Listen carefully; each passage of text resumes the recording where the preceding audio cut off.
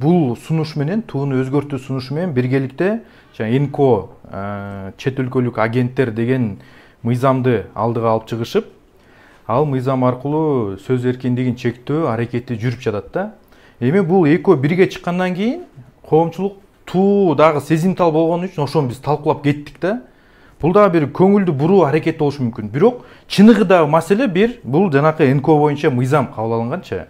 Толугу менен сөз эркиндигин чектеп, мисалы башкача бир көз карашты чагылдырган, оппозициялык маанайда болгон массалык маалымат булактары же болбосо жанакы эл аралык уюмдардын ишмердүүлүгү чектелиши мүмкүн да, бул мыйзам аркылуучу.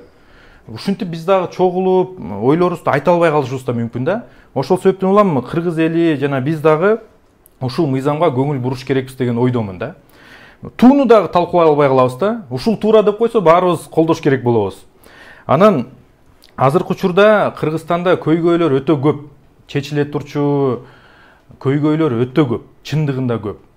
Ошол себептен улам тууну четке коюп эле, аны өзгөртөбүз деп элди бөлүп жаруунун ордуна, аны өзгөртөбүз деп миллиондогон акчаларды коротуунун ордуна, чындыгында маселени чечишсин да. Менин кааларым эле ошол. Азыркы учурда бул маселе чындыгында коомдо чоң талкуу жаратып жатат. Аябай чоң талкуу жаратып жатат. Мен Facebook'та сурамжылоо жүргүздүм. 1000 адам катышты. Ошонун 950сү каршы. Тууга өзгөртүлүүсүнө каршы. 50 адам гана колдоду да. 950 1000 адамдын. Демек бул аябай чоң көрсөткүч.